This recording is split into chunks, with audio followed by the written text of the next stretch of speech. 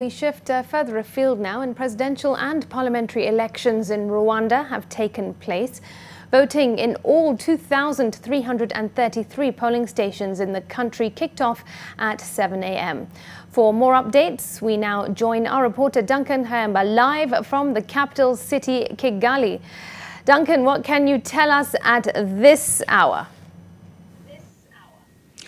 Good evening, Smriti. Good evening, Kenya. Good evening, East Africa. Here in Kigali, what is happening now is that in the next 30 minutes, the National Election Commission chairperson will be releasing what is termed as the preliminary results on presidential election. Remember that the voting got underway at 7 a.m. and ran all the way until 3 p.m.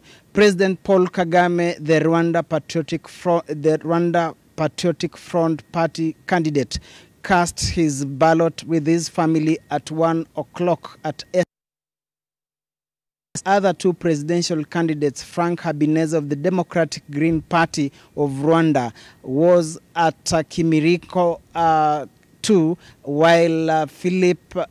while the other candidate, who is an independent candidate, Philip Mpaimana, cast his ballot at EP camp here in Kigali. So that is what has been happening across the 30 districts that are spread in the 4 provinces of Rwanda. That is the north, the east, south, and the west.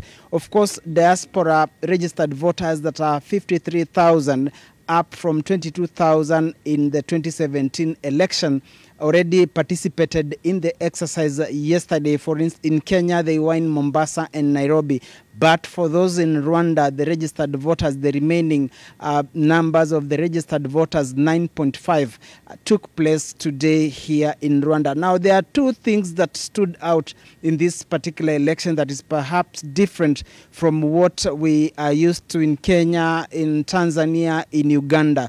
For instance, any registered voter here in Rwanda can cast his or her ballot at any polling station as long as they show up. For instance, hospitals today opened, put up actually polling stations for those who are admitted or those who are seeking medical attention at hospitals. That has never happened before.